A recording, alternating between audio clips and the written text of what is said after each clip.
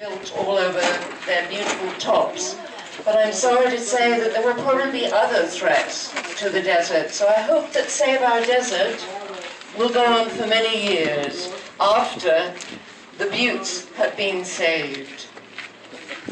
What I'm going to do today is three things. I'm going to give you the facts about what has happened so far, who is trying to build turbines on our buttes, who has given permission for it, the process right the way through so that there are no misunderstandings about what is going on.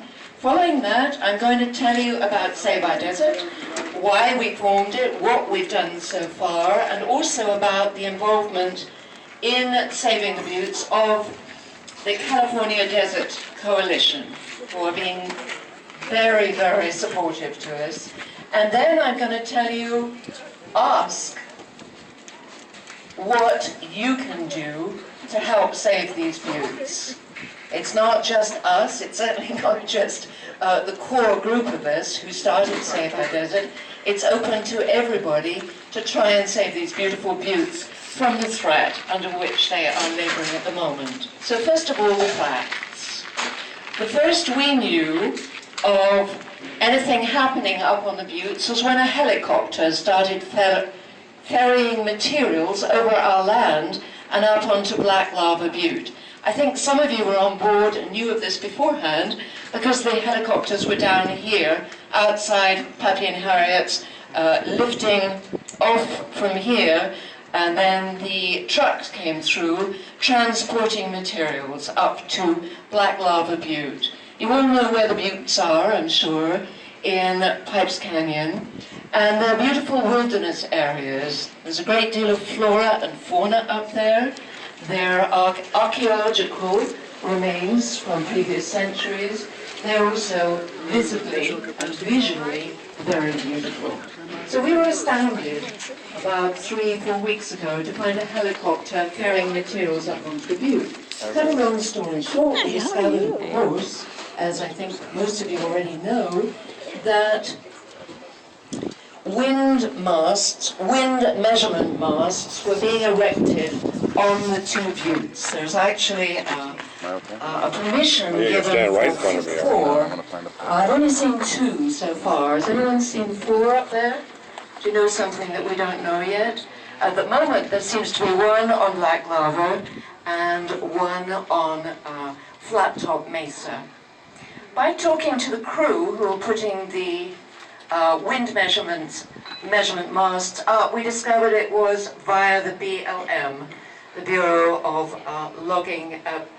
the Bureau of Land Management.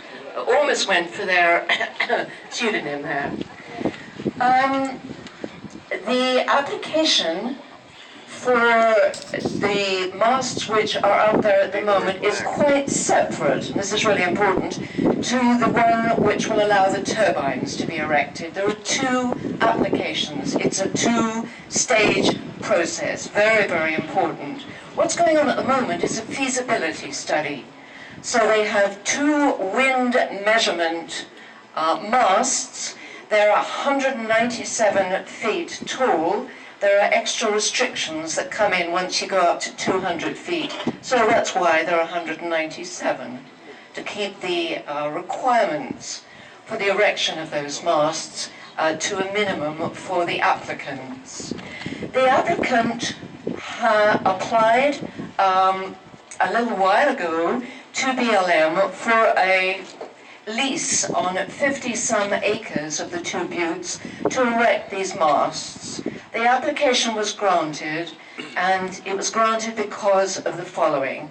There was an environmental assessment. It was done in February 2008 to assess what was up there, what is on the buttes. The environmental assessment, done by an environmental contractor, found that these measurement masts would make no significant impact to the wilderness areas of the buttes, which to me is extremely difficult to believe. There are many, many species of flora and fauna, some of them federally endangered, and there are archaeological